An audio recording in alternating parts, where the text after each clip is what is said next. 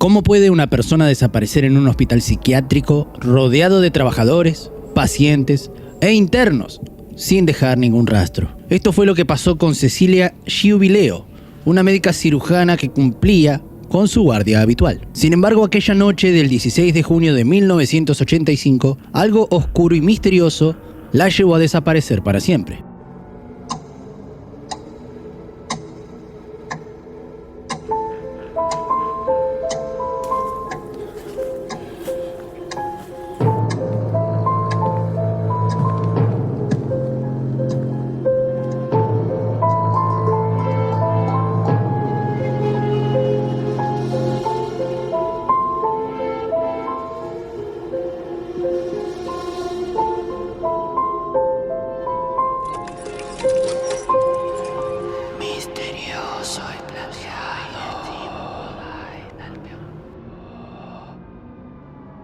Hoy vamos a explorar cada una de las pistas, los testimonios y las teorías que rodean a este enigma, aún sin resolver tras casi 40 años. Cecilia Enriqueta Giubileo nació en 1946. Tenía 39 años cuando desapareció misteriosamente. Era médica cirujana, una profesión que ejercía con dedicación y compromiso. Los que la conocieron la describían como una persona reservada, pero cercana a quienes ganaban su confianza. Solía preocuparse mucho por el bienestar de sus pacientes, manteniendo siempre un perfil bajo. Tras un divorcio, había decidido establecerse sola en una casa alquilada ubicada en la calle Humberto I, en la ciudad de Luján, provincia de Buenos Aires. No tenía hijos, pero su vida estaba marcada por una rutina profesional intensa, alternando entre las guardias en la colonia neuropsiquiátrica Dr. Domingo Cabred, mejor conocida como Open Door, y su consultorio particular en Torres. La carrera de Cecilia no era fácil. La colonia Dr. Domingo Cabred, al ser una institución psiquiátrica de gran tamaño, tenía fama de ser un lugar complejo para trabajar, con varios pabellones destinados a diferentes tipos de pacientes. La carga laboral podía ser agotadora,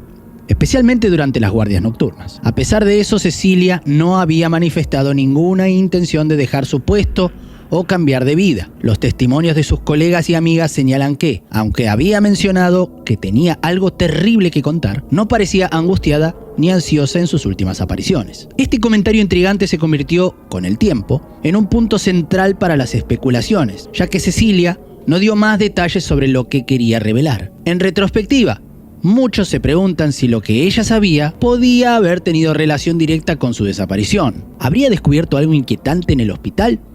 ¿O simplemente era una coincidencia sin relevancia real? A nivel personal, Cecilia era reservada, pero no completamente aislada. Mantenía contacto con algunos amigos de confianza, como Beatriz Ellinger, quien la acompañó en varias etapas de su vida.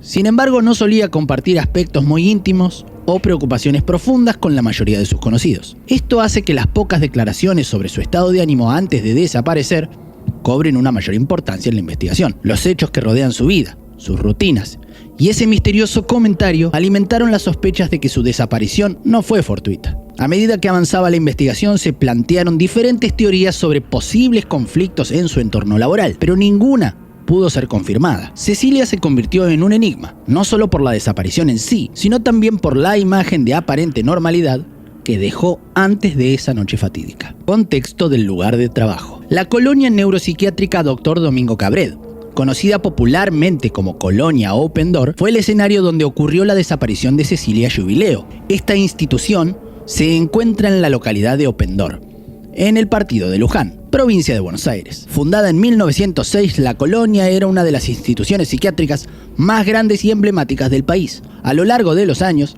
adquirió una reputación mixta. Para algunos era un lugar donde se brindaba atención a personas con enfermedades mentales severas, mientras que para otros era un sitio asociado a condiciones precarias, conflictos internos y escándalos encubiertos. El complejo estaba dividido en múltiples pabellones, cada uno destinado a diferentes tipos de pacientes según su estado clínico. Estos edificios albergaban desde internos con cuadros leves hasta aquellos con patologías crónicas o comportamientos peligrosos. El personal médico, como Cecilia, enfrentaba constantemente situaciones difíciles, desde emergencias psiquiátricas hasta tensiones con los propios pacientes y entre los mismos empleados. Durante la década de 1980, las condiciones en la colonia no eran ideales.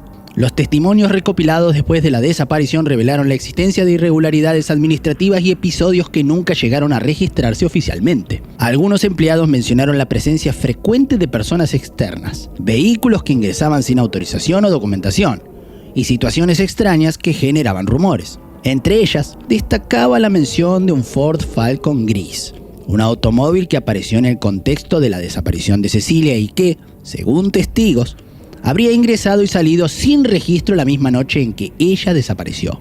El ambiente laboral era, en muchos sentidos, opresivo.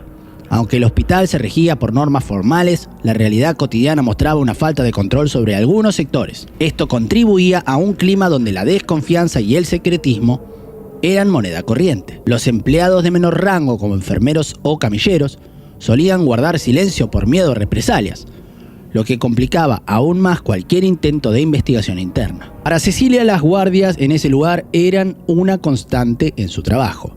En sus años de servicio se había familiarizado con los distintos pabellones y conocía bien a muchos de los pacientes. No obstante, es posible que en algún momento haya sido testigo de algo que le inquietara, dado el comentario que hizo antes de desaparecer. Aún así, nunca expresó públicamente una preocupación específica sobre su seguridad en el hospital. El hospital, con su atmósfera de aislamiento y control limitado, se convirtió en un entorno perfecto para que un misterio como este quedara sin resolver durante décadas. La desaparición de Cecilia dejó al descubierto la fragilidad de los sistemas de seguridad y de supervisión dentro de la institución, así como el difícil equilibrio entre la atención médica y el caos organizativo que reinaba en aquella época.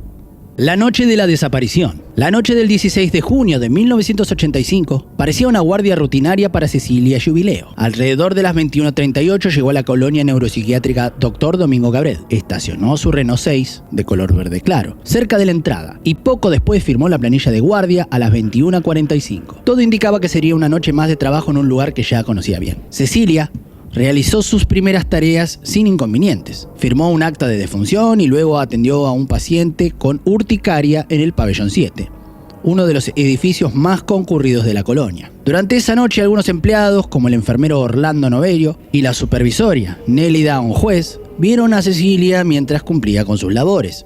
Sin embargo, lo que se considera el último avistamiento confirmado ocurrió cerca de la medianoche, cuando el interno Miguel, el Loco, Cano, la acompañó hasta la casa médica, donde Cecilia se disponía a descansar. A partir de ese momento, Cecilia desapareció sin que nadie se percatara de ningún evento fuera de lo común. Lo extraño es que la mañana siguiente los empleados notaron su ausencia al no verla en su ronda habitual. Cuando ingresaron a la casa médica encontraron la puerta cerrada con llave desde adentro, algo que no podían explicarse. En el interior, sus pertenencias personales permanecían intactas. Los zapatos estaban perfectamente colocados al pie de la cama, que también estaba hecha. Su automóvil seguía estacionado en el mismo lugar donde lo había dejado la noche anterior. El misterio comenzó a tomar forma.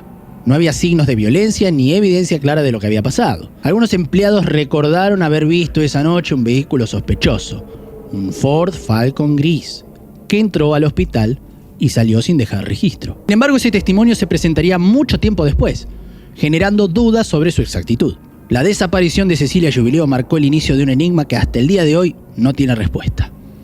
¿Cómo es posible que alguien desaparezca en un hospital sin dejar rastro, con sus pertenencias intactas y sin que nadie haya visto nada sospechoso en el momento exacto? Este fue solo el comienzo de una investigación plagada de irregularidades y preguntas sin resolver. El descubrimiento de la desaparición. La mañana del 17 de junio de 1985, los empleados de la colonia neuropsiquiátrica Dr. Domingo Cabred notaron la ausencia de Cecilia Jubileo. Era raro que no apareciera para continuar con sus actividades de guardia. Cuando decidieron verificar en la casa médica, se encontraron con una escena inquietante. La puerta de la habitación de Cecilia estaba cerrada con llave desde adentro. Al ingresar, los empleados descubrieron que todo parecía estar en perfecto orden. Los zapatos, como dijimos, colocados al pie de la cama hecha, no había señales de lucha, ni indicios de que algo violento hubiera pasado. El Renault 6 de Cecilia seguía estacionado frente a la entrada del hospital, en el mismo lugar donde lo había dejado la noche anterior. Este detalle generó aún más incertidumbre. Si se hubiera marchado por sus propios medios, ¿por qué dejaría su auto? Además, no había ningún registro de que Cecilia hubiera salido del hospital esa noche. Todo apuntaba a que su desaparición había sido repentina y sin testigos. La situación no fue tomada en serio de inmediato por las autoridades de la colonia. Florencio Elías Sánchez, director del hospital, Asumió que Cecilia había abandonado voluntariamente su puesto de trabajo y decidido elevar un sumario en su contra por abandono de guardia. Este error inicial fue crucial, ya que retrasó la investigación formal durante varios días. Mientras tanto, los rumores comenzaron a circular entre el personal. Mencionaban que habían visto el vehículo, el Ford Falcon gris, merodeando por la colonia la noche anterior. Otros empleados afirmaban que Cecilia podría haber sido víctima de algún incidente relacionado con las irregularidades internas del hospital.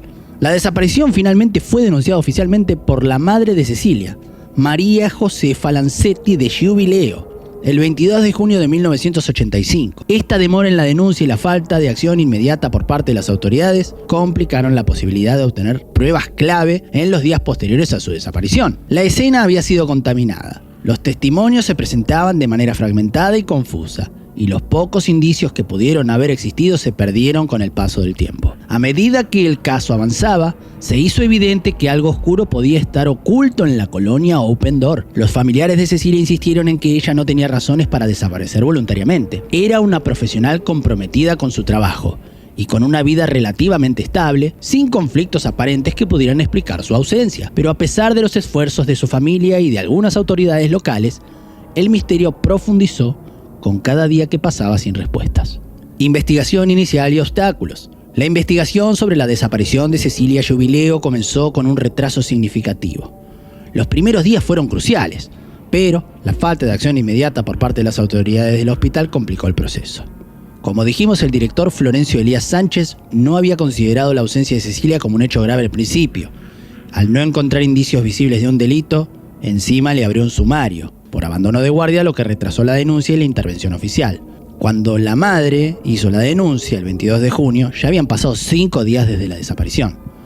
Esta demora afectó la posibilidad de recolectar evidencia importante. Cualquier rastro que pudiera haber existido en la casa médica o en sus alrededores probablemente se perdió debido al tiempo transcurrido y al movimiento constante del personal y los pacientes en la colonia. Otro obstáculo importante fue la falta de coordinación entre las distintas autoridades. La colonia Open Door tenía un sistema administrativo rígido, pero al mismo tiempo prevalecían el secretismo y la desconfianza interna. Algunos empleados mencionaron que situaciones irregulares eran relativamente frecuentes, lo que generó dudas sobre si alguien pudo haber encubierto información relevante para protegerse o proteger a terceros. Con el paso del tiempo, los investigadores enfrentaron cada vez más dificultades para encontrar pistas sólidas.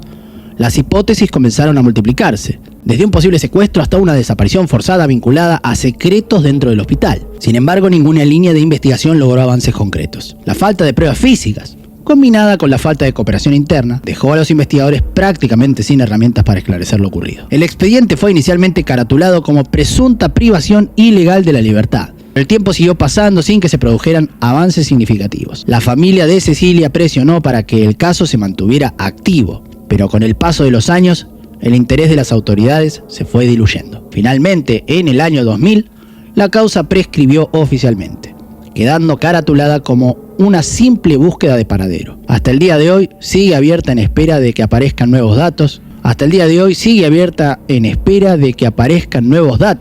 Que puedan dar un giro al caso. Testimonios y pistas clave. Aunque los testimonios recopilados fueron fragmentados y en algunos casos contradictorios, varios detalles llamaron la atención a los investigadores. Uno de los más relevantes fue el relato de un chofer de ambulancia y un camillero, quienes afirmaron haber visto un Ford Falcon gris entrando y saliendo del hospital la noche del 16 de junio. Según ellos, el vehículo ingresó sin registrarse y partió de manera clandestina. Sin embargo, este dato nunca fue corroborado con evidencia física y con el tiempo se convirtió en un elemento más del misterio. Otro dato inquietante surgió de familiares cercanos de Cecilia. Días antes de su desaparición, ella había comentado que tenía algo terrible para contar, aunque no dio detalles sobre lo que sabía. Este comentario alimentó muchas teorías sobre posibles secretos que involucraran a la administración o ciertas irregularidades dentro del hospital. Sin embargo, nunca se halló una prueba concreta que confirmara que Cecilia hubiera descubierto algo comprometedor. Los rumores sobre corrupción y negligencia en la colonia también se sumaron a las especulaciones. Algunos empleados sugerían que la desaparición de Cecilia podía estar relacionada con episodios previos no denunciados, aunque estas teorías carecían de pruebas verificables. La falta de colaboración interna y el miedo a represalias complicaron aún más la búsqueda de información confiable. Hipótesis y misterios sin resolver. La desaparición de Cecilia Giubileo ha dado lugar a múltiples hipótesis a lo largo de los años. Una de las principales teorías es la del secuestro, posiblemente vinculado a alguien que ingresó al hospital esa noche. Los testigos del Ford Falcon gris respaldan esta posibilidad, pero la falta de pruebas físicas debilitó esta línea de investigación. Otra teoría sugiere que Cecilia podría haber sido víctima de un encubrimiento relacionado con secretos internos del hospital. Este enfoque se basa en el comentario previo sobre el terrible secreto que ella mencionó a sus familiares. Sin embargo, sin pruebas concretas, esta teoría también ha quedado en el ámbito de las especulaciones. Estado actual del caso. El caso de Cecilia Jubileo prescribió en el año 2000, pero la causa permanece técnicamente abierta, esperando nuevos datos que puedan esclarecer el misterio.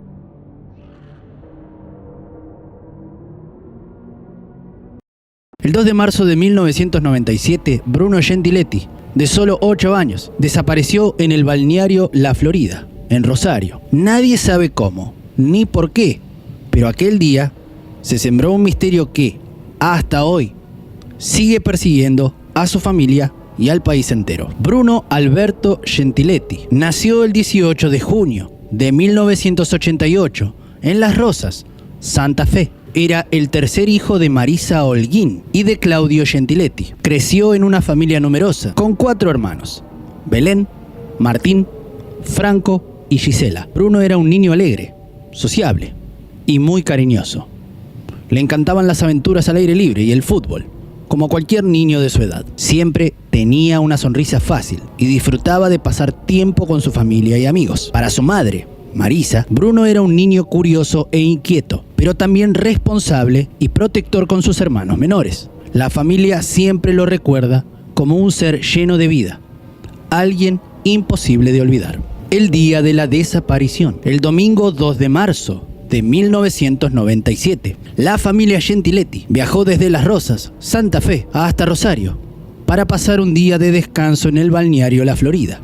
El plan era disfrutar juntos y celebrar el reciente cumpleaños de Franco, uno de los hermanos de Bruno. La familia llegó cerca de las 11:30 de la mañana y se instaló cerca de la orilla del río Paraná. Desde el principio, Bruno se mostró inquieto y curioso, aunque algo incómodo con el entorno. Debido a un problema crónico en sus oídos, Bruno había sido operado recientemente, lo que hacía que el contacto con el agua fuera delicado. Por precaución siempre llevaba tapones especiales para protegerse, pero los había olvidado. Al ver el río, comentó a su madre que el agua estaba sucia y que no quería entrar. Después de un breve momento en la orilla, Bruno se alejó de sus padres junto a sus hermanos menores, Gisela y Franco. Los 3 niños se dirigieron a una zona de juego cercana. Mientras Gisela y Franco se quedaron jugando en la cama elástica, Bruno exploró los alrededores. Según contaron los hermanos, le interesaba un tobogán. Se acercó, pero volvió diciendo que una pareja, un hombre y una mujer, le había advertido que el tobogán estaba cerrado. Luego Bruno se dirigió nuevamente hacia esa área y fue la última vez que lo vieron.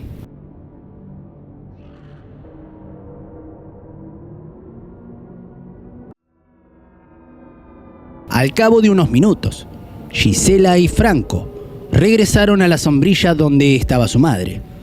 Cuando Marisa notó la ausencia de Bruno, comenzó a buscarlo por los alrededores. Los demás miembros de la familia también se sumaron rápidamente a la búsqueda. Sin embargo, no había señales del niño. Nadie lo había visto ni en la orilla, ni en el agua, ni en los alrededores del balneario. La preocupación comenzó a crecer a medida que pasaban los minutos sin obtener respuesta. La búsqueda inicial y los errores en la investigación. Cuando Marisa Holguín y el resto de la familia se dieron cuenta de que Bruno no estaba, comenzaron a buscarlo por todo el balneario. Lo llamaron a viva voz, preguntaron a otras familias y a los trabajadores del lugar, pero nadie lo había visto. La angustia creció rápidamente y a las 14 horas notificaron su desaparición a la policía. Sin embargo, la respuesta de las autoridades fue lenta. Ese día se estaba jugando el clásico entre Newell's Old Boys y Rosario Central, lo que dificultó que se desplegara un operativo de inmediato. La primera hipótesis que manejaron fue que Bruno se había ahogado en el río Paraná. Equipos de rescate, incluyendo buzos y perros rastreadores, inspeccionaron la zona durante horas, pero no encontraron indicios de que el niño hubiera ingresado al agua. Marisa Holguín insistía en que Bruno no se habría metido al río. Tenía problemas crónicos en los oídos, había sido operado recientemente, se había olvidado los tapones, no le gustaba el agua. A pesar de estos testimonios, las autoridades concentraron los primeros días de búsqueda únicamente en el río, descartando temporalmente otras líneas de investigación. Este error inicial, sumado a la tardanza en el despliegue de recursos, complicó los esfuerzos para encontrar a Bruno durante las primeras horas críticas de su desaparición. La lucha de la familia. Desde aquel trágico día de 1997, la familia de Bruno Gentiletti no ha dejado de buscar respuestas. Liderada por Marisa Holguín, la madre de Bruno, la familia ha llevado adelante una lucha constante para mantener el caso en la memoria colectiva. Marisa ha participado en vigilias, marchas y encuentros con otros familiares de personas desaparecidas, además de recurrir a los medios de comunicación en numerosas ocasiones. Con el tiempo, algunos avances se lograron gracias a la presión pública y a las campañas realizadas. En el 2020, la Secretaría de Derechos Humanos de Santa Fe reactivó el caso de Bruno. En 2022, el Ministerio de Seguridad de la Nación ofreció una recompensa de 1.500.000 pesos para quien brinde información que permita dar con su paradero. Sin embargo, la falta de pistas claras sigue siendo el mayor obstáculo en la investigación. A pesar de todo, Marisa ha mantenido firme su esperanza, especialmente luego del mensaje que le transmitió el padre Ignacio. Para ella, la posibilidad de reencontrarse con su hijo sigue siendo el motor que la impulsa a no detenerse.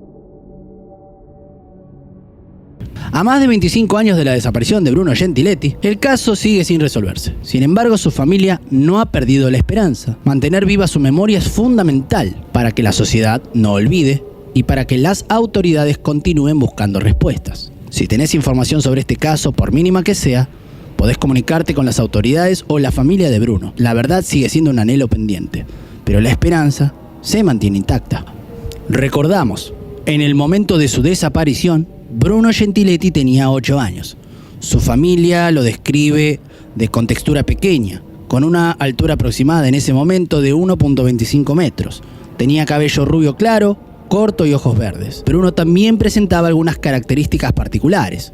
Una cicatriz de aproximadamente 3 centímetros en el omóplato derecho, resultado de una caída durante su infancia, y un tabique nasal levemente desviado por una operación realizada meses antes de su desaparición. Estas señas distintivas fueron fundamentales en la búsqueda. Es crucial mantener estos datos en la memoria colectiva, ya que cualquier nueva información podría ser clave para esclarecer el caso. Nos vemos en el próximo video. Hasta entonces, mantente curioso.